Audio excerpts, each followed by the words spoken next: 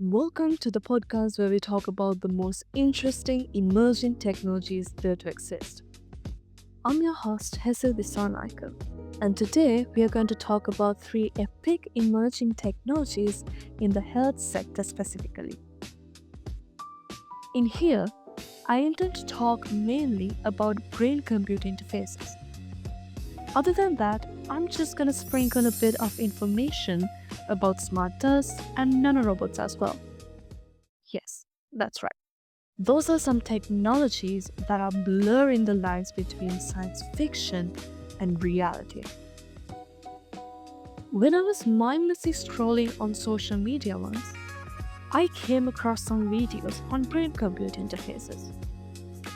And the next thing you know, I was very invested in learning about these kind of technologies and found myself in a deep dive of research. One thing led to another, and here I am talking about the three technologies that were able to grab my attention in the process. Okay, first, let's talk about brain-computer interfaces. What do you think brain-computer interfaces are? BCIs, which is the short form for brain-computer interfaces, are basically the systems that measure brain activities and translate them into commands for computers or other devices. Let me just simplify it further so it's less confusing. So in short, BCIs give the ability to control something specific via thought. This technology can be used for entertainment, medical rehabilitation, and also to assist people with disabilities. These brain-computer interfaces are categorized into unidirectional, which is receiving and sending signals, and bidirectional, which means allowing information to be exchanged in both directions.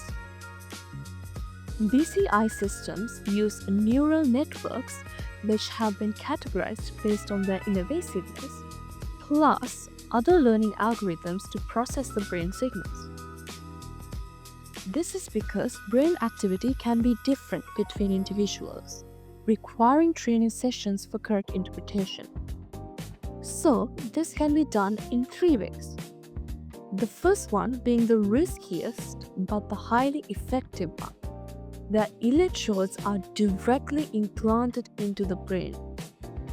The other one under the semi-invasive category, where the electrodes are placed under the skull bone on the surface of the brain by a technique called ECOG. Sounds pretty serious, right? Yes. And then finally, under the non-invasive category comes the method that we are kind of pretty familiar with. For an example, EEG. In here, the brain activity is analyzed from the surface of the head. Okay, now I wouldn't want to bore you with too much complicated information. So let's just move on to our next topic after we look into some applications of BCI systems. Okay, so there is a wide range of applications to this technology, including neuroprosthetics, where we could control robotic arms and wheelchairs for people with physical disabilities. And also, we could enable communication for paralyzed people by text or speech outputs. And we could use it to help stroke patients to regain movement.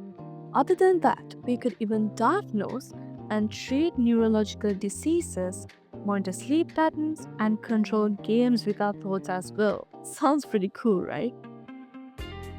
Alright, let's shift the topic now to the application of smart dust for medical use. So, smart dust can be explained as a network of millions of mini sensors that always sense, communicate, and exchange information.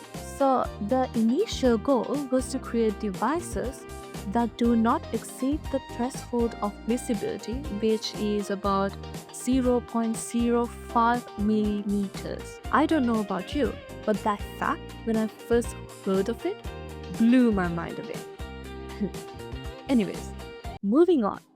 The smart dust concept was first introduced by Christopher S.J. Pistol in 2001, and it was created after being inspired by the 1964 science fiction novel. This technology is considered the sensors of the Internet of Things. Another interesting fact is that 6 years ago, from the year the article I referred to was written, by the way, the first real smart dust device was implanted in a mammal. And this is where the use of smart dust devices in the health sector comes to the spotlight. So the result of that action showed minimal drift and a positive immune response, which is important when proving the existence of long-term treatment and monitoring without causing damage. So now this smart dust concept is also being developed for use in things like magnetic navigation systems for spinal cord simulation. This technology is also used in a trend called the Internet of Bodies, where the devices are implanted, ingested, or worn to get information about one's health. Other than that, smart dust is important in targeted drug delivery, where it carries the drug to specific needed parts of the body, and then also in post-surgery monitoring, where the smart dust sensors track the healing, detect infections, and stress levels. Also, remember the topic we talked about earlier? Brain-computer interfaces? Yes. Apparently, from what I found out, smart dust sensors are kind of connected to BCIs. As in, they monitor the brain activity and wirelessly communicate with external devices to help the paralyzed patients with movements. Even though this concept is promising, there are some limitations to it, such as the rise of concerns about privacy and environmental impacts, biocyber entities, as well as the lack of computing power in these devices, and the limited energy resources can be taken as examples. Okay, now, what do you think about tiny robots swimming through your veins in order to cure cancer? Sounds like a sci-fi movie, right? Well, lucky you. Researchers are actually in the process of making it real. Okay, now, it probably sounds like I'm talking in riddles. So let me just get to the point real quick. We're gonna shift our topic now to nanorobots in health sector. What are nanorobots? Well, nanorobots are microscopic machines which are designed to move through the human body. Obviously, the exact way it sounds, they are made or built using nanomaterials. Plus, they can be controlled by magnetic fields, ultrasound, or chemical reactions inside the body as well. Okay, now, let's look into the use of these nanorobots in medical aspect. Just like the smart dust sensors, nanorobots have the ability of targeted drug delivery. It also can cut off the blood supply to tumors or destroy cancer cells. Wait, so is that a cure for cancer? Anyways, moving on. They can travel through blood vessels to break down clots, preventing heart attacks. And they can even detect harmful bacteria and viruses, as well as they can be used in medical imaging and diagnostics.